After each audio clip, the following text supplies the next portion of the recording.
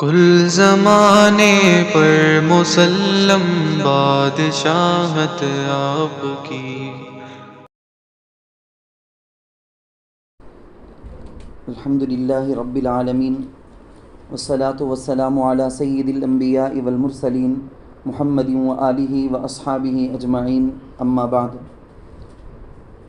فقد قال اللہ تبارک وتعالی فی کلامہ المجید والفرقان الحمید: اعوذ باللہ من الشیطان الرجیم، بسم اللہ الرحمن الرحیم، قلنا اہبطوا منہا جمیعا فإما یأتینکم منی ھدی فمن تبع ہدایا فلا خوف علیہم ولا هم یحزنون۔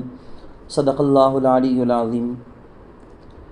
قابل احترام ماؤں اور میری پیاری اسلامی بہنوں، سورۃ البقرہ کی تفسیر شروع سے آیت نمبر 30 پر 7 تک کی تفسیر کو ہم نے تفصیل کے ساتھ سنا ہے۔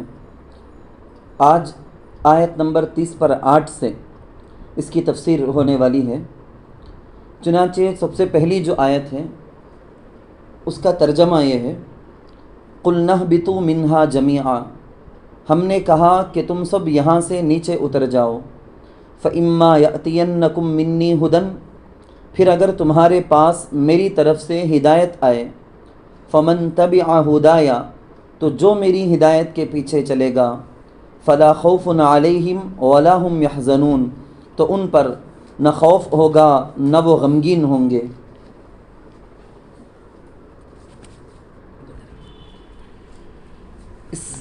اس سے پہلے جیسا کہ تذکرہ آپ نے گزشتہ تفسیر کی مجلس میں یہ سنا تھا کہ حضرت آدم علیہ السلام سب سے پہلے انسان، سب سے پہلے نبی، ان کی تخلیق ہوئی۔ پھر انسان کی عظمت کو اللہ تعالیٰ نے فرشتوں کو سجدہ کرا کے اللہ نے ظاہر کیا کہ انسان کس قدر مکرم ہے۔ اللہ نے یہ بھی بتلا دیا کہ پوری کائنات انسان کی خدمت کے لیے ہے۔ چنانچہ حضرت آدم علیہ السلام، حضرت حوا رضی اللہ عنہا جب جنت میں جس چیز سے منع کیا گیا تھا، شیطان کے بہکانے کی وجہ سے اس درخت سے کچھ چکھ لیے، تو اللہ تعالیٰ نے کہہ دیا کہ نہیں، اب جانا ہے۔ اس سے پہلے کی آیت وَقُلْنَا اهْبِطُوا، ہم نے کہہ دیا کہ تم نیچے اتر جاؤ، بَعْضُكُمْ لِبَعْضٍ عَدُوٌّ، اب اللہ تعالیٰ نے کہہ دیا کہ اب زمین میں جانا ہے۔ اب انسان اور شیطان یہ دو کے دو بھی ہوں گے، آپس میں ایک دوسرے کے دشمن ہوں گے۔ اس سے پہلے کی آیت ہی میں یہ بھی بتا دیا گیا تھا کہ اب زمین میں ٹھہرنا ہے، وَلَكُمْ فِي الْأَرْضِ مُسْتَقَرٌّ، وہیں رہنا ہے، وَمَتَاعٌ إِلَىٰ حِينٍ، اور وہیں انسان کو اپنی حیات، ساری انسانیت کو وہیں پر رہنا ہے، ایک وقت مقرر ہے قیامت کا جب تک بھی۔ فَتَلَقَّىٰ آدَمُ مِن رَّبِّهِ كَلِمَاتٍ فَتَابَ عَلَيْهِ إِنَّهُ هُوَ التَّوَّابُ الرَّحِيمُ، چونکہ حضرت آدم علیہ السلام پہلے انسان شیطان کے قسم کے اپنے آپ کو مصلح ظاہر کرتے ہوئے جیسا بہکایا تھا، اس بہکاوے میں آنے کی وجہ سے حضرت آدم علیہ السلام کو خود اللہ رحمان اور رحیم نے توبہ کے کلمات بھی سکھلا دیے۔ اب ہمارے پاس تو قرآن کریم کی آیتوں سے، حدیثوں سے ہم کو معلوم ہے کہ توبہ، اللہ تعالیٰ سے استغفار کا طریقہ کیا، لیکن چونکہ وہ پہلے انسان تھے تو خود اللہ نے اپنی مہربانی سے، فضل سے سکھا دیا، خود اللہ نے سکھایا۔ اور جب حضرت آدم علیہ السلام ان کلمات سے اللہ سے استغفار کیے تو معاف بھی کر دیا سارے گناہوں کو، توبہ قبول بھی کر لیا۔ اور میں بتایا کہ صرف ان کے لیے نہیں، بلکہ جو بھی انسان قیامت تک اللہ تعالیٰ کے احکام کی نافرمانی کر کے پھر توبہ کر لے تو اللہ اس کی توبہ کو قبول کرتے ہیں اور آگے اللہ تعالیٰ اس پر رحم بھی کرتے ہیں۔ تو اب آج کی جو آیت پڑھی گئی اس میں قُلْنَا اهْبِطُوا، اهبطوا کا معنی ہے اتر جاؤ، منہا جنت سے، جمیعاً سب کے سب کا کیا مطلب؟ یہاں ہے حضرت آدم علیہ السلام، حضرت حوا رضی اللہ عنہا۔ مفسرین نے کہا اہبطوا یہ پلورل جمع کا صیغہ ہے، جمع بولا گیا، ہیں دو لیکن بولا جاتا ہے سب کے سب۔ کیا مطلب؟ حضرت آدم، حضرت حوا سے جو پوری نسل انسانیت کی چلنے والی ہے، قیامت تک آنے والے سارے انسان، میں اور آپ، سب انسانوں کے لیے بول دیا گیا سب کے سب جاؤ، اب زمین میں ہی رہنا ہے۔ پھر آگے اللہ نے کہا فَإِمَّا يَأْتِيَنَّكُم مِّنِّي هُدًى، توبہ قبول تو ہو گئی۔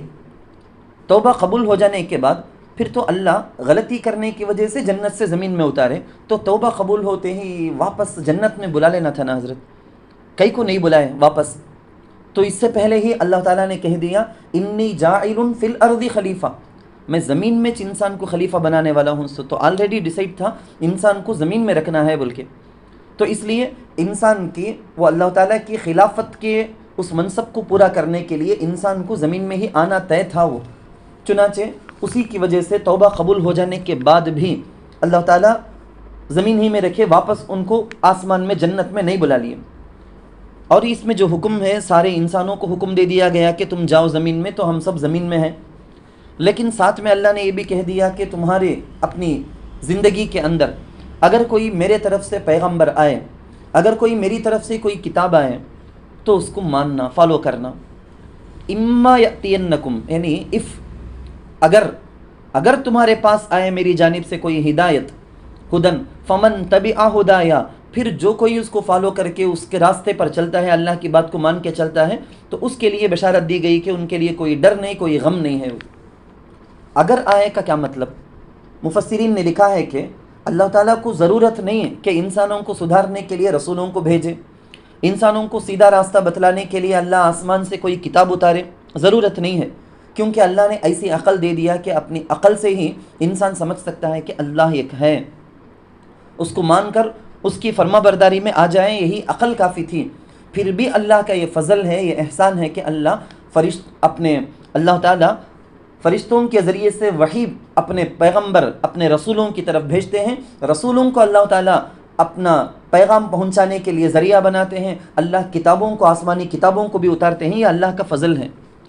آگے آیت میں بولا گیا اب جو کوئی دنیا میں رہتے ہوئے انسان اللہ کے احکامات کو قبول کر لیتا ہے، فالو کرتا ہے، فلا خوف علیہم ولا هم یحزنون، قیامت کے اس گھبراہٹ والے دن کے اندر اس کو کوئی ڈر نہیں ہوگا، خوف نہیں ہوگا، کوئی غم نہیں ہوگا اس کے لیے. سوال کیا گیا کہ یہ خوف اور حزن کیا ہے؟ خوف بولے تو ڈر، حزن بولے تو غم، یہ دو بھی نہیں ہوگا بولتے ہیں نا. کیا مطلب اس کا؟ ایک انسان ایک کام کر دیا تو فیوچر میں ایسا کریا نا، اس کی وجہ سے کیا ہوگا کہ بول کے جو اندیشہ رہتا اسے بولتے ڈر. پاسٹ میں، ماضی میں ایک کام کر دیا، اس کی وجہ سے میں ایسا کر دیا نا بول کے جو اس کے دل میں افسوس اور غم ہوتا ہے نا، اسے بولتے حزن. تو یہ دو چیزیں بھی جنت میں جانے کے بعد جنتیوں کو بالکل نہیں ہوگی، کیونکہ کر کے آئے سو پورے کام تو اچھے کام، اور فیوچر میں جو ہونے والا ہے جنت میں وہ بھی اچھا، تو ان کو کوئی ڈر نہیں، کوئی غم نہیں. لیکن اس جگہ میں مفسرین نے ایک سوال کیا، آپ کے ذہن میں بھی ممکن ہے کہ وہ سوال آئے. حضرت قیامت کے روز محشر کے بارے میں تو ہم یہ سنتے ہیں کہ گھبراہٹ کا ایسا عالم ہوگا کہ نبیوں کی زبان میں یا رب سلم یا رب سلم ہوگا. تو پھر یہ جو اللہ کے بتائے ہوئے راستے پر چلے ان کو کوئی خوف نہیں، ڈر نہیں کا کیا مطلب؟ تو بڑا زبردست سوال ہے. اس کا جواب حضرت شیخ الہند رحمۃ اللہ علیہ انہوں نے اس کا جواب لکھا ہے. حضرت نے بتایا کہ دیکھو ڈر آنے کے دو ریزن ہوتے ہیں. ایک ریزن تو وہ جو ایک آدمی ڈرنے والے آدمی کے اندر ہوتا ہے، ایک ریزن وہ جو سامنے والے آدمی کے اندر ہوتا ہے. ایک آدمی چوری کر لیا تو چوری کی وجہ سے اس چور کے دل کے اندر ڈر ہے. اب وہ کسی کو بھی دیکھا تو ڈرتا ہے، معلوم ہو گیا رہے گا کہ انہوں پکڑ لیں گے، کہ مجھے پولیس سامنے ہے تو وہاں جاتے ہوئے ڈرے گا. وہ اگر اس کے پاس جرم ہے تو مجرم اپنے جرم کی وجہ سے ڈرتا ہے، یا ڈرنے کا ریزن خود اس آدمی ڈرنے والے کے پاس ہے. ایک بڑے شیخ کے پاس ہم بیٹھے ہیں، بڑے استاذ کے پاس بیٹھے ہیں، ابو کے پاس بیٹھے ہیں، امی کے پاس بیٹھے ہیں، دل کے اندر ایک ڈر ہوتا ہے، کیا بولتے ہیں کہ اب کیا کرنے والے ہیں، کہ کیسا بولتے ہیں، کہ ایک ہیبت، ایک ان کا رعب چھایا ہوا ہوتا ہے نا، وہ ڈر. یہ ڈر ڈرنے والے کے اندر ریزن نہیں ہے، ریزن تو سامنے والے کے پاس ہے کہ ان کی ہیبت کی وجہ سے ڈر. تو آیت میں ڈر نہیں کر کے جو بولا گیا ہے نا، اس کا مطلب یہ ہے کہ ان کے اندر کیا بھی غلطی نہیں، ریزن ان کے پاس نہیں ہے کہ ڈریں. وہ ڈرنے کا کیا بھی ریزن نہیں، کیونکہ اچھا کام کر کو آئے. لیکن سامنے جو اللہ ہے نا، اللہ کی جلال، اللہ کی ہیبت، اللہ کی شان، اللہ کی قدرت، اس کی وجہ سے وہ نبیوں کو، نیک لوگوں کو، سب کو وہاں پر ڈر رہے گا. اسی کو ایک دوسری جگہ کے اندر بھی اللہ تعالیٰ آیت کے اندر بتاتے ہیں، لا يحزنهم الفزع الاکبر، وہ فزع اکبر کا، بڑے گھبراہٹ کا دن کو بھی ان لوگوں کو کوئی غم نہیں ہوگا بلکہ. یہ اسی کے بارے میں بات ہے. اب آگے کی آیت ہم دیکھیں، آیت نمبر 30 پر 9 ہے، والذین کفروا وکذبوا بآیاتنا، اور وہ لوگ جنہوں نے کفر کیا اور ہماری آیتوں کو جھٹلایا، اولئک اصحاب النار، تو یہ لوگ دوزخی ہیں، ہم فیہا خالدون، وہ اس میں ہمیشہ رہیں گے۔ جیسے ایمان والا ہوتا ہے، ایمان والی عورت ہوتی ہے، جنت کو جاتی ہے تو ہمیشہ ہمیشہ جنت میں ہوگی، تو جنتی کو جس طرح جنت میں رہنا ہمیشہ ہوگا، اسی طرح سے جو کافر ہیں، غیر مسلم ہیں، وہ اگر جہنم میں جائیں گے تو ہمیشہ ہمیشہ ان کے لیے بھی ہم فیہا خالدون۔ اوپر بتایا گیا جو لوگ فالو کریں گے میری باتوں کو تو ان کے لیے قیامت میں ایسا انعام، ایسا اجر، اور جو فالو نہیں کریں گے ان کے بارے میں اس آیت کے اندر بولا گیا وہ دوزخ میں ہوں گے، ہمیشہ ہمیشہ دوزخ ہی میں رہیں گے۔ اس کے بعد کی آیت دیکھتے ہیں، یا بنی اسرائیل اذکروا نعمتی التی انعمت علیکم، اے یعقوب علیہ السلام کی اولاد، اے یعقوب کی اولاد، اے بنی اسرائیل، اذکروا نعمتی التی، تم یاد کرو میری اس نعمت کو، انعمت علیکم، جو میں نے تم پر کی، وَأَوْفُوا بِعَهْدِي أُوفِ بِعَهْدِكُمْ، تم میرا عہد پورا کرو، میں تمہارا عہد پورا کروں گا، وَإِيَّايَ فَارْهَبُونَ، اور تم مجھ ہی سے ڈرو۔ اس آیت کے اندر، بلکہ میں آپ کو یہ کہوں کہ گزشتہ اس سے پہلے ایک آیت آئی تھی، یا ایھا الناس اعبدوا ربکم الذی خلقکم، اے لوگو، اس میں خطاب آواز کس کو دی گئی؟ سارے انسانوں کو دی گئی، یا ایھا الناس، اے لوگو، اعبدوا ربکم، اپنے پروردگار کی عبادت کرو۔ پھر اس کے بعد اللہ تعالیٰ عام جنتا پر، سارے لوگوں پر جو انعامات کیے ہیں، ان عام جنرل نعمتوں کا تذکرہ ہوا تھا، الذی خلقکم والذین من قبلکم لعلکم تتقون، ساری نعمتوں کا تذکرہ ہوا۔ تو ہم یہاں پر دو گروپ بنا لیں گے، ایک وہ ہے عام نعمتیں، جنرل نعمتیں عام لوگوں پر، نمبر دو خاص نعمتیں، اسپیشل نعمتیں اسپیشل لوگوں پر۔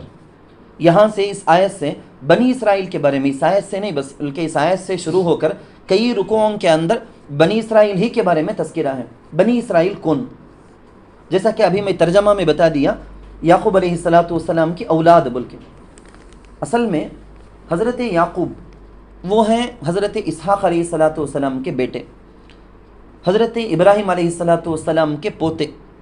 تو حضرت ابراہیم علیہ السلام کے پوتے جو نبی ہیں، پیغمبر، ان کا نام ہے یعقوب، لیکن وہ ٹائٹل، ایک لقب ان کا ہے اسرائیل۔ اسرائیل، اسرا اس کا معنی آتا ہے عبد، اور ایل کا معنی آتا ہے اللہ، ہیبرو کی زبان میں۔ تو اسرائیل اگر بولے تو اس کا مطلب ہے عبداللہ، اللہ کا بندہ۔ تو حضرت یعقوب علیہ السلام کا ٹائٹل ہی ہو گیا تھا اللہ کا بندہ بول کے۔ بنی اسرائیل پر اللہ تعالیٰ کی قسم قسم کی نعمتیں ہیں، عجیب عجیب قسم کے۔ حضرت یعقوب علیہ السلام کی کل 12 اولاد، 12 بیٹے، ان میں سے صرف ایک حضرت یوسف علیہ السلام نبی تھے، پیغمبر تھے، باقی 11 نہیں، راجی قول کے مطابق، مگر کل ٹوٹل 12 بیٹے۔ ان 12 بیٹوں سے جو نسل چلے، خاندان چلے ہیں، بہت بڑے بڑے خاندان چلے، یہ کل ٹوٹل 12 خاندان، جگہ جگہ اللہ قرآن میں بھی بولے ہیں، یہ 12 خاندان، یہ پورے 12 خاندان کو ملا کر بولے جانے والا نام ہے بنی اسرائیل، اسرائیل کی اولاد کر کے۔ تو اس کا مطلب حضرت یعقوب علیہ السلام کی اولاد، ان کو بولا جاتا ہے بنی اسرائیل۔ اس کے بعد جو خاندان لمبا ہوتا گیا سب کو بنی اسرائیل۔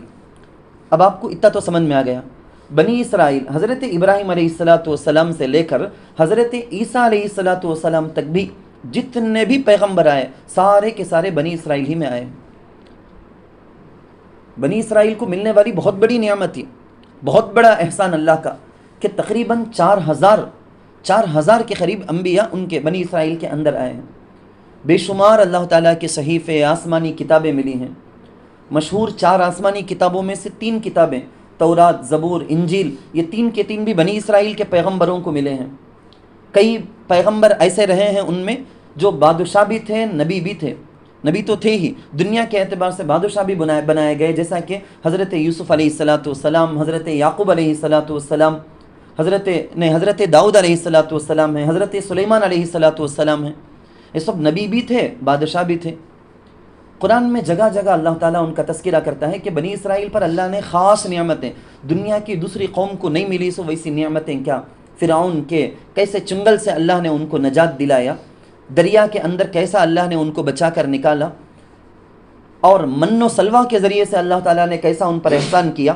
جگہ جگہ ایک دو نہیں کئی جگہوں کے اندر مختلف احسانات کو اللہ بولتے ہیں. اب ایک لڑکا ہے، عالم کا بیٹا ہے، مفتی کا بیٹا ہے، انہیں اگر غلط حرکت کرے تو بولنے والے لوگ، دنیا والے کیا بولیں گے؟ عالم کا بیٹا اللہ کیا کرتا دیکھ تو، حضرت کا بیٹا تو حضرت کا بیٹا اللہ کیا کرتا دیکھا. کوئی یہ آر دلانے کے واسطے ایسا بولے تو انہیں اپنے ابا کی لاج رکھتے ہوئے، خاندان کا خیال لحاظ کرتے ہوئے کم سے کم اس کے واسطے تو بھی یہ برا کام، گناہ کام، چلر کام جو کرتا ہے یہ کرنا چھوڑ دیں دے بول کے، یہ ارادے سے آر دلانے کے لیے ابا کا نام بول کے، دادا کا نام بول کے، نانا کا نام بول کے لوگوں کسی کو تربیت کرنے میں بولا جاتا.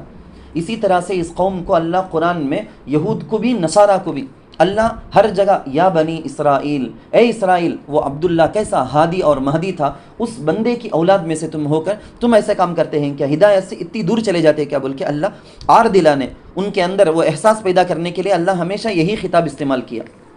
یا بنی اسرائیل اذکرو، یاد کرو. یاد کرو کا مطلب کیا؟ جو نعمتیں تم پر میں نے کی ہیں ان کا شکریہ ادا کرو. اذکرو کا معنی جو بھی نعمتیں اللہ ہم کو بھی دیے ہیں اس میں ہم کو بھی یہی حکم ہے کہ ان نعمتوں کو جان جان کر، سوچ کر ان میں سے ہر ایک نعمت کا شکریہ ادا کرنا ہم پر بھی لازم. خیر، اوفو بعہدی اوفی بعہدکم، اللہ نے دو باتیں کہی، ایک ہے اللہ کا وعدہ، ایک ہے بنی اسرائیل کا وعدہ.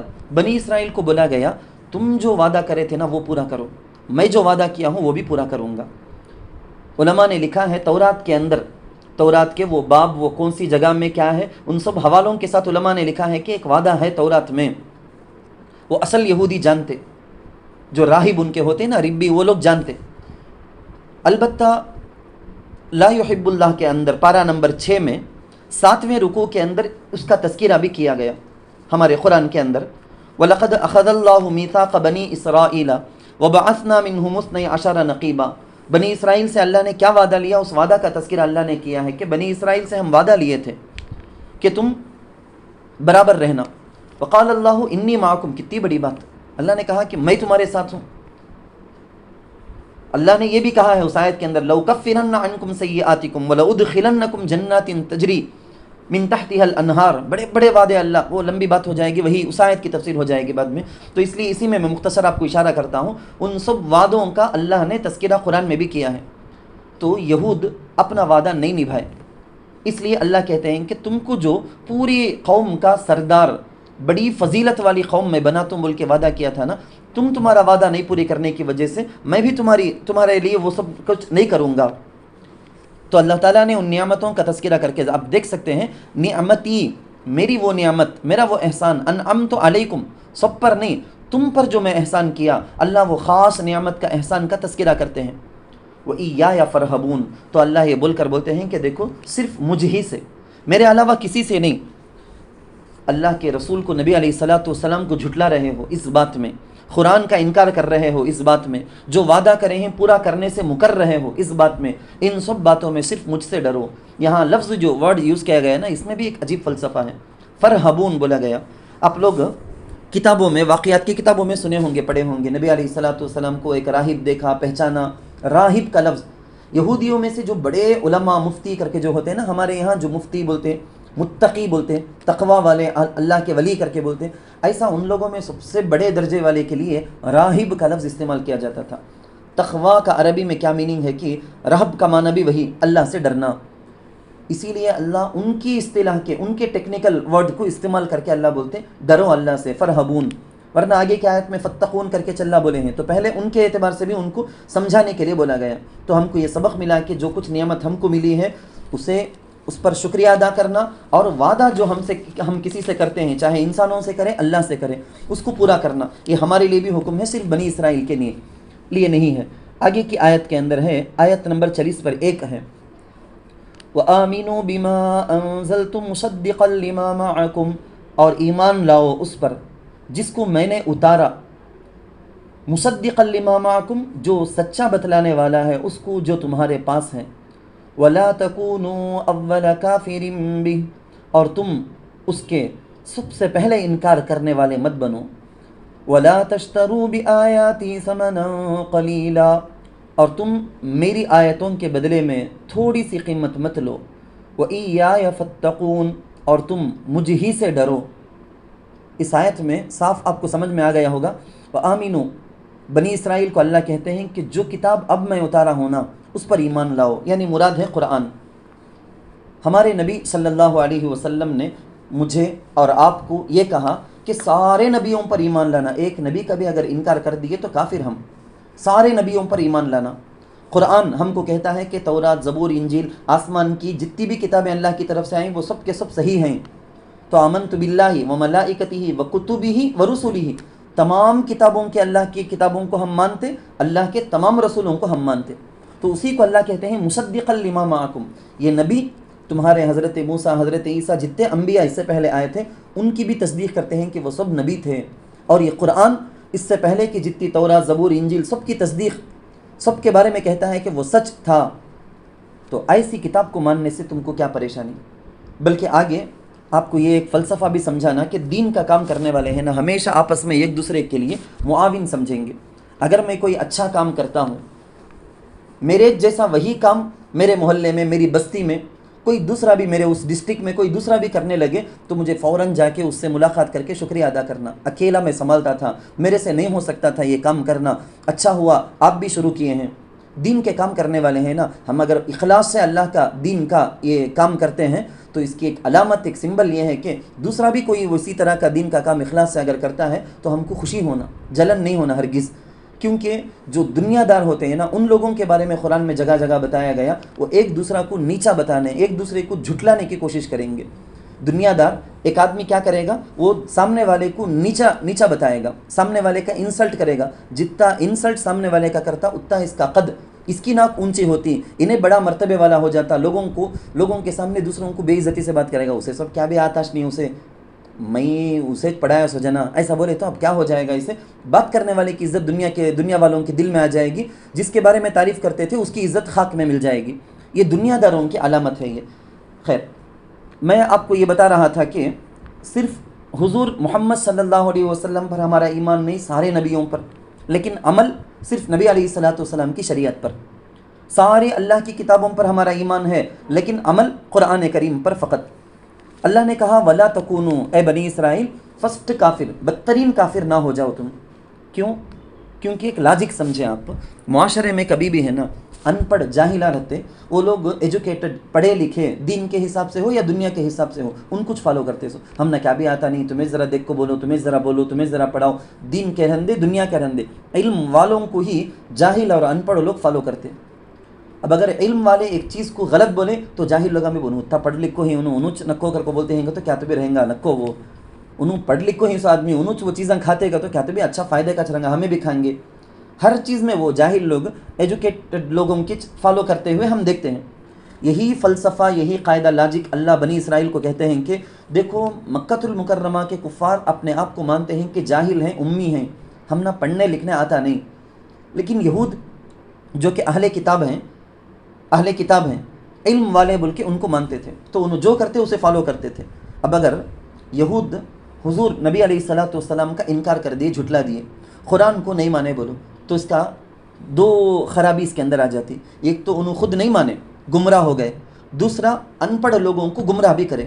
اسی وجہ سے بولا گیا ان کو دگنا جرم، یعنی ڈبل جرم کرنے کی سزا ان کو ملے گی۔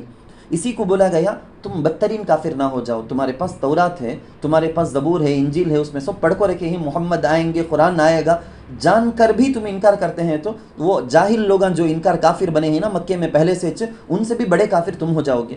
ولا تکونوا، ہمارے حدیث کے اندر بھی وہی نہ تو ہے، اللہ کے رسول صلی اللہ علیہ وسلم بتائیں کہ من سن سنتا حسنتا، ایک اچھا کام کوئی شروع کیا، ایک عورت ایک اچھا کام شروع کی، اس کو دیکھ کر مزید 10 عورتیں کرنے لگے تو سب کو ان کی عبادت کا ثواب بھی ملے گا، لیکن سٹارٹنگ میں کون کی اس کو بھی ثواب ملے گا۔ وہی اگر کوئی بدعت، کوئی خراب کام، کوئی فرسٹ ایک عورت شروع کی، اس کی وجہ سے وہ گناہ پھیلتا گیا، جتنے لوگ گناہ کریں گے سب کو ان کا اپنا گناہ بھی ہے، لیکن فرسٹ والی کو سب کا گناہ ملا کر بھی آئے گا۔ من سن سنتا حسنتا فلہ بہا اجرہا واجر من عمل بہا بول کے حدیث میں بھی ہے۔ تو یہ لوگ اگر اللہ کے رسول کو نہیں مانتے، قرآن کو نہیں مانتے، تو صرف گمراہ نہیں ہوتے، گمراہ کرنے والے بھی کہلاتے ہیں۔ اللہ نے کہا وَلَا تَشْتَرُوا بِآيَاتِي ثَمَنًا قَلِيلًا، وہ لوگ کیا کرتے تھے، بڑے بڑے ان کے حساب سے بڑے راہب، بڑے ربی، لیکن مسئلہ لوگوں سے پیسہ لے لیتے ہیں، مسئلہ بدل کر بولتے ہیں. اللہ کتاب میں تورات میں کوئی دوسرا مسئلہ لکھا ہے، دوسرا مسئلہ وہ لوگ پیسے لے کر، رشوت لے کر بدل کر بولتے تھے. تو ان کو بولا گیا کہ اللہ کی آیتوں کو بیچ کر پیسے لیتے ہیں کیا؟ اس کے ذریعے سے پیسے کماتے ہیں کہ یہ ان کے لیے فقط نہیں، ہمارے لیے بھی. کوئی عورت تلاوت کرنے کے لیے اگر پیسے لے، میں تم نے ایک قرآن پڑھ کو دیتا ہوں، اتنا روپے دے کر کے بولے، تو اللہ کے قرآن کو بیچنا چاہیے. پڑھانے والے کا مسئلہ نہیں، مکتب میں پڑھانے والے، مدرسے میں پڑھانے والے جو استاذ ہیں وہ ہے تعلیم، تلاوت پر اجرت لینا نہیں ہے. خیر مسائل تو نہیں، آگے کی بات. یہاں بآیاتی ثمنن قلیلا کر کے اللہ بولے تم میری آیتوں کے بدلے تھوڑی سی قیمت مت لو، تب کیا زیادہ پیسے لیے جا کیا؟ کہ تو اس کا مطلب بولا گیا دنیا میں تم کیا خزانہ دے لیے تو بھی وہ اللہ کے کلام کے سامنے قلیل، تھوڑا چھو، بہت سم، بہت تھوڑا چھ، ہرگز زیادہ. کیونکہ اس سے پہلے بھی میں آپ کو بتایا ہوں، لو کانت الدنیا تعدل عند اللہ جناح بعوضۃ ما سقا کافرا منہا شربۃ ماء.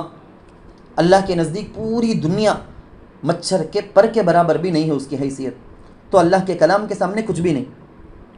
اللہ تعالیٰ نے اس میں کہا وَإِيَّايَ فَاتَّقُونَ، یہ اسلامک اعتبار سے ٹرم، اسلامک اعتبار سے ٹیکنیکل ورڈ تقوا جو ہمیں بولتے ہیں نا، تو وہی ڈرنا، بچنا، مجھ سے ڈرو، میرے غصے سے ڈرو، میرے عذاب سے ڈرو، یا میرے عذاب سے بچ جاؤ، یہ سب معنی ہے فَاتَّقُون کا. اس کے بعد کی آیت ہے آیت نمبر 40 پر 2، وَلَا تَلْبِسُوا الْحَقَّ بِالْبَاطِلِ، اور حق کو باطل کے ساتھ مت ملاؤ، وَتَكْتُمُوا الْحَقَّ، اور حق کو مت چھپاؤ، وَأَنْتُمْ تَعْلَمُونَ، اس حال میں کہ تم جانتے ہو. اس آیت میں اللہ تعالیٰ نے کہا کہ حق کو باطل سے مکس کر کے مشتبہ بھی نہیں کرنا، اور حق بات کو جو ریالٹی ہے اسے چھپانا بھی نہیں. قابل احترام ماؤں اور پیاری اسلامی بہنوں، آپ ذرا اس بات کو سمجھے. علماء لکھتے ہیں کہ اس کتمان کا، تلبیس کا کیا مطلب ہے.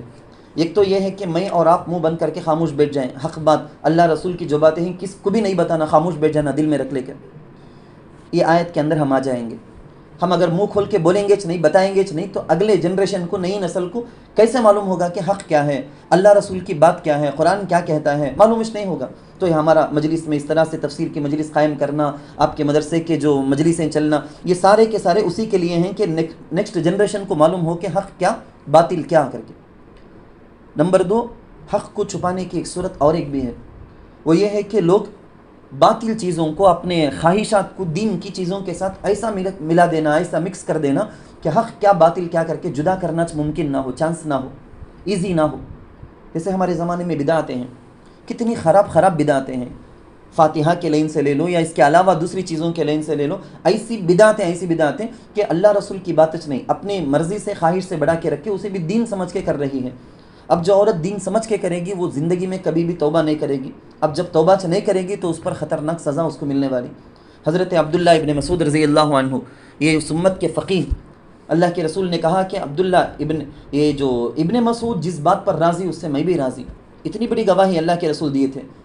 ایک جگہ لوگ آ کر بولے کہ حضرت جامع مسجد میں لوگ گول بیٹھ کر زور سے درود شریف جہرن پڑھ رہے ہیں، حالانکہ یہ دین کا طریقہ نہیں ہے. حضرت عبداللہ ابن مسعود فوراً پہنچے، جا کر بولے کہ دیکھو جو جانتے ہیں مجھے وہ تو جانتے ہیں کہ میں کون ہوں، جو نہیں جانتے جان لو میں ابن مسعود ہوں. ابھی اللہ کے نبی کے جا کر چند سال بھی نہیں ہوئے، اتنے میں تم ایسی بدعت ایجاد کر لیے ہو. ڈانٹ کر حضرت عبداللہ ابن مسعود رضی اللہ عنہ نے ختم کیا. تو یہ ساری چیزیں بدعتیں اسی طرح سے آتی ہیں. خیر ان لوگوں نے کیا حق چھپایا، لا تکتموا الحق جو بولا گیا ہے نا، وتکتموا الحق وانتم تعلمون، تم جان کر بھی حق بات کو چھپاتے ہو. روایتوں میں آتا ہے کہ یہود مکے کے کفار کو بولتے تھے، کہتے کیا کر کے بولتے تھے، کہتے یہ محمد ہے نا وہ نبی چنو، ہماری کتابوں میں تورات زبور انجیل میں سب میں ہے انہوں نبی 100% پوری علامتیں میچ ہوتی ہیں، نبی چنو. لیکن مکے کے کفار جو ہے نا، جاہل مشرکین، ان لوگوں کے واسطے نبی ہیں، سو بنی اسرائیل کے واسطے نبی نہیں. حالانکہ ان کے تورات زبور انجیل میں ایسا لکھو نہیں، پورے عالم کے واسطے نبی کر کچھ لکھو ہے. پھر بھی یہ لوگ وہ حق بات کو چھپائے. دیکھو اس بات پر اللہ تعالیٰ یہ کہتے ہیں. آگے کہا گیا وَأَقِيمُوا الصَّلَاةَ وَآتُوا الزَّكَاةَ وَارْكَعُوا مَعَ الرَّاكِعِينَ، اور نماز قائم کرو اور زکوٰۃ دو اور رکوع کرنے والوں کے ساتھ رکوع کرو. یہاں بہت آسان یہ آیت ہے کہ اللہ تعالیٰ نے کہا کہ نماز قائم کرو. مزید آگے وآتوا الزکاۃ بولنے کے بعد وَارْكَعُوا مَعَ الرَّاكِعِينَ کہا. علماء نے کہا کہ اس سے مراد نماز کے اندر ہونے والا ایک جو پارٹ ہے نا، رکوع، نماز کا رکن ہے، فرض ہے، اس کو بولا گیا ہے. بعض علماء نے کہا کہ نہیں، ورکعوا کا معنی نماز پڑھنا، البتہ مع الراکعین کی وجہ سے معلوم ہوتا ہے جماعت کے ساتھ فرض نماز مردوں کو جماعت کے ساتھ پڑھنا چاہیے، یہ بھی ثابت ہوا ہے۔ بعض علماء نے کہا کہ نہیں، اس کا معنی ورکعوا کا معنی تواضع، جھکنا، اکڑ نہیں رہنا، تکبر نہیں رہنا ہے، جھک جانا، عاجزی، تواضع مراد ہے یہاں پر بول کے۔ ایک بہت بڑے اللہ کے ولی تھے، وہ مجلس میں پڑھاتے ہوئے اپنے طلباء کو بولے کہ جو شخص نماز نہیں پڑھتا، تمام صالح جتنے بھی انسان ہیں، فرشتے ہیں، جنات ہیں، سب کا حق مارتا ہے، منہ مارتا ہے وہ، حتیٰ کہ نبی علیہ الصلاۃ والسلام کے حق کو بھی روکنے والا ہے۔ شاگردوں نے تعجب کر کے پوچھا، حضرت ایک عورت نماز نہیں پڑھتی ہے تو وہ سب کا نقصان کیسا کرے گی؟ خود اپنا نقصان اچنا، اس میں سیلف نقصان اچنا ہو۔ اللہ کے ولی نے کہا کہ دیکھو، حدیث کے اندر بولا گیا السلام علینا وعلی عباد اللہ الصالحین کر کے کوئی نمازی نماز میں پڑھے تو اس دعا کا اثر اللہ تعالیٰ کی طرف سے وہ سلامتی تمام فرشتوں کو، اس دعا کا اثر تمام جنات کو، تمام نیک انسانوں کو ملتا ہے اس کا اثر۔ اور جب وہ السلام علیک ایھا النبی بول کے نماز میں پڑھتی ہیں تو نبی علیہ الصلاۃ والسلام کو اس کا حصہ پہنچتا ہے۔ جب نماز میں وہ درود اللہم صلی علی محمد کہتی ہیں وعلی آل محمد کہتی ہیں تو حضور کو، حضور کے خاندان والوں کو، تمام صحابہ کو جو دعا پہنچنی تھی وہ دعا نے، اس دعا سے اس نے دعا کو روک دیا ہے، وہ دعا کو روک دیا۔ اب اگر وہ عالم، وہ ولی اللہ بول رہے تھے کہ اگر کوئی انسان آ کے میرے پاس سے شکایت کرے، ایک عورت آ کے شکایت کرے کہ حضرت وہ فلاں عورت ہے نا، انہیں نماز نہیں پڑھ کو میرا حق روکی ہے، تو میں اس کے خلاف میں کیس فائل کر کے اسے جیل میں بھی ڈال دوں گا میں۔ کیا مطلب؟ واقعتاً نماز نہیں پڑھنے والا سب کا حق مارنے والا ہوتا ہے۔ اللہ ہم کو عقل سمجھ نصیب فرمائے۔ اللہ کے رسول صلی اللہ علیہ وسلم نے اسی کو کہا کہ اصاب کل عبد صالح للہ فی السماوات والارض، زمین و آسمان میں رہنے والے ہر صالح بندے کو اس دعا کا اثر پہنچتا ہے۔ بعض لوگوں نے کہا کہ ورکعوا مع الراکعین کا معنی یہودیوں کو اللہ نے کہا کہ اسلام قبول کر لو۔ آگے کی آیت ہے اتأمرون الناس بالبر، کیا تم دوسروں کو نیکی کا حکم دیتے ہو؟ وتنسون انفسکم، اور اپنے آپ کو بھول جاتے ہو۔ وانتم تتلون الکتاب، اس حال میں کہ تم کتاب کی تلاوت بھی کرتے ہو۔ افلا تعقلون، تم عقل نہیں رکھتے؟ تو بڑی خطرناک آیت ہے، ہم سب کو بھی جھنجھوڑ دینے والی ہے۔ ہم میں سے ہر ایک کی عادت سی ہو گئی ہے کہ دیندار ہونے کا مطلب ہم دوسروں کو بیان کریں گے، دوسروں کو سمجھائیں گے، نیکی کی باتیں بتائیں گے۔ نہیں، عالم ہونے یا جانکاری، دین کے بارے میں جانکاری رکھنے کا مطلب کیا؟ دو چیزیں بھی ہونا، دوسروں کو بتانا بھی، خود ان باتوں پر عمل بھی کرنا۔ صرف بتانے کی وجہ سے انہیں جانکار بول کے اللہ کے نزدیک بڑا مقام و مرتبہ مل جانے کا نہیں ہے۔ تو علماء نے ہمیشہ تاکید کے ساتھ یہ بات کہی ہے۔ مکۃ المکرمہ کے کفار کو، جیسا کہ ابھی میں بتایا، یہود کبھی کبھی بتا دیتے تھے کہ ہاں محمد سچے نبی ہیں، سو یہ بول کے، تو اللہ اسی کو یاد دلا کے پوچھتے ہیں تم لوگوں کو تو بولتے ہو کہ محمد سچے نبی، جب سچے نبی بول کے تم کو اتنا کنفرم یقین ہے، جیسا اپنے بیٹے کے بارے میں تم کو یقین کے ساتھ بول سکتے ہیں تم کہ معراج بیٹا انہیں، اتنا یقین ہونے کے بعد پھر بھی اپنے آپ کو محروم رکھنا، کافر رکھنا، یہ کہاں کی عقل مندی ہے؟ تو اس کو اللہ تعالیٰ نے وہاں پر بتایا، یہ بھی بتایا کہ صرف تمہاری عزت چلی جائے گی بول کے، تمہارا جو بڑا لیڈرشپ ہے نا وہ ختم ہو جائے گا، مقام و مرتبہ چلا جائے گا، پیسے کمانے کا جو ذریعہ ہے، آمدنی کا جو ذریعہ ہے وہ بند ہو جائے گا بول کے، اس ڈر کی وجہ سے اگر تم لوگ ایمان نہیں قبول کرتے ہو تو یہ تمہاری ناانصافی ہے، تمہارے بے عقل ہونے کی علامت ہے۔ فلا تعقلون بول کے اللہ نے وہی کہا، انتم تتلون الکتاب، حالانکہ تمہارے پاس کتاب ہے، وہ کتاب میں تم پڑھ بھی رہے ہو۔ تو ہم کو بھی اس بارے میں سبق ہے کہ اچھائی کا حکم اگر دے کر ہم اگر اس کام کو نہ کرتے ہوں تو سب سے زیادہ برائی کی بات ہے یہ۔ اور یہ بھی اس میں سمجھ میں آ گیا کہ جو ایک چیز کے بارے میں جانکاری رکھتی ہے اور ایک عورت وہ ہے جو جانکاری نہیں رکھتی، تو جانکاری نہیں رکھنے والی اگر گناہ کرے تو ذرا لائٹ، جانکاری رکھ کر بھی جو گناہ کرے بڑا سخت ہے وہ۔ اسی کو اس کے اندر بول دیا گیا کہ آگے کی آیت ہے وَاسْتَعِینُوا بِالصَّبْرِ وَالصَّلَاةِ وَإِنَّهَا لَكَبِيرَةٌ إِلَّا عَلَى الْخَاشِعِينَ الَّذِينَ يَظُنُّونَ أَنَّهُمْ مُلَاقُو رَبِّهِمْ وَأَنَّهُمْ إِلَيْهِ رَاجِعُونَ۔ دونوں آیتوں کا ایک ساتھ کنیکشن ہے، آیت نمبر 40 پر 5 اور 40 پر 6۔ وَاسْتَعِینُوا، اور صبر اور نماز سے مدد طلب کرو، وَإِنَّهَا، اور یقیناً یہ نماز بھاری چیز ہے، إِلَّا عَلَى الْخَاشِعِينَ، مگر ان خشوع کرنے والوں پر جو یقین رکھتے ہیں، أَنَّهُمْ مُلَاقُو رَبِّهِمْ، کہ وہ اپنے رب سے ملنے والے ہیں، اور یہ کہ وہ اللہ کی طرف لوٹ کر جانے والے ہیں۔ میری اسلامی بہنوں، اس کے اندر دو باتیں بتائی گئی ہیں، ہمیشہ اپنے بیانات کے اندر سنا ہوگا، دوا بھی ہونا ہے، دعا بھی ہونا ہے۔ سارے اسباب بھی ریڈی کرے. اللہ کے رسول صلی اللہ علیہ وسلم میدان جنگ میں، بدر کے میدان میں پہنچ بھی گئے، اب وہاں جا کر رات بھر سجدے میں رہے. تو سبب بھی اپنانا ہے اور اللہ تعالیٰ سے دعا بھی کرنا ہے. اونٹ کو رسی سے باندھ کر اب اللہ پر توکل کر، یہی ہم کو حدیث کے اندر بھی تعلیم دی گئی ہے. تو دو بڑی بڑی طاقتیں، میں شارٹ میں اگر بولوں تو دو بڑی بڑی طاقتیں. نمبر 1 نماز، اللہ تعالیٰ سے تعلق کا، اسی پر اللہ تعالیٰ کی نصرت، اللہ تعالیٰ کی مدد، سب کی بنیاد، سب ڈیپینڈ اس نماز میں ہے. نماز ہی کے ذریعے سے کسی بندے کا اللہ سے کنیکشن ہوتا ہے. نمبر 2 ہے صبر. دیکھو نماز، دیکھو آپ کس قدر اہمیت ہوگی اسلام کے اندر اس کی. مختلف قسم کی ضرورتوں پر مختلف نمازیں. آپ نے سنا ہوگا فرض واجب سنت نمازوں کے علاوہ بارش طلب کرنے کے واسطے صلاۃ الاستسقاء، سورج گرہن ہو گئے تو صلاۃ الکسوف، کوئی ضرورت اللہ سے مانگنا ہے تو 2 رکعت صلاۃ الحاجہ، کسی کی مغفرت، مرے ہوئے کی مغفرت کرنے کے لیے پڑھی جاتی ہے صلاۃ الجنازہ، کیے گئے گناہوں سے توبہ کرنے کے لیے اللہ تعالیٰ کے سامنے پڑھی جاتی ہے صلاۃ التوبہ. اللہ نے کوئی احسان کر دیا، کوئی نعمت مل گئی، پڑھی جاتی ہے صلاۃ الشکر. کوئی اللہ تعالیٰ سے مشورہ طلب کرنا ہے، خیر کس میں ہے معلوم کرنا، صلاۃ الاستخارہ، استخارہ کی نماز. تو نماز کی کتنی اہمیت ہوگی. مسلمانوں کو بہت 60 یا 70% انرجی نماز کے ذریعے سے اللہ سے لینا ہے، باقی 40% تدبیر سے، آئیڈیا سے، سوچ سے، پلاننگ کے ذریعے سے. اسی کو صبر کا نام دیا گیا. صبر کا معنی برداشت کرنا. جب یہ برداشت ختم ہو جائے، بے برداشتی کی حالت میں، برداشت کرے بغیر ان کنٹرول ہو کر کوئی بھی انسان زبان سے کوئی بھی بات بولے، کوئی بھی کام کرے، عقل سے کچھ سوچے، پورا کا پورا غلط ہی ہوگا.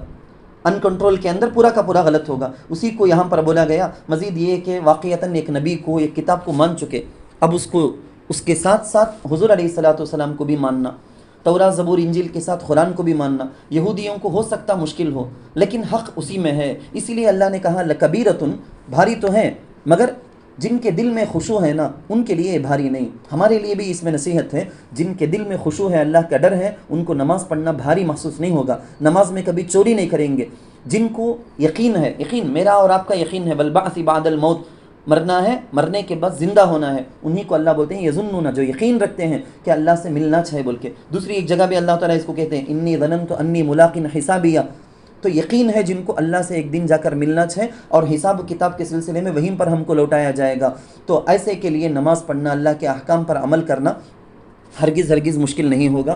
اللہ تعالیٰ سے دعا ہے کہ اللہ وہ ایمان کامل، وہ پختگی ہم سب کے، ہماری نسلوں کے دلوں میں پیدا فرمائے. جو کہا سنا گیا اس سے زیادہ اس پر عمل کرنے، قرآن کے انوار ہمارے دل میں، ہمارے پورے اعضاء میں رچ بسنے کے اللہ تعالیٰ توفیق نصیب فرمائے. آمین. وآخر دعوانا ان الحمد للہ رب العالمین.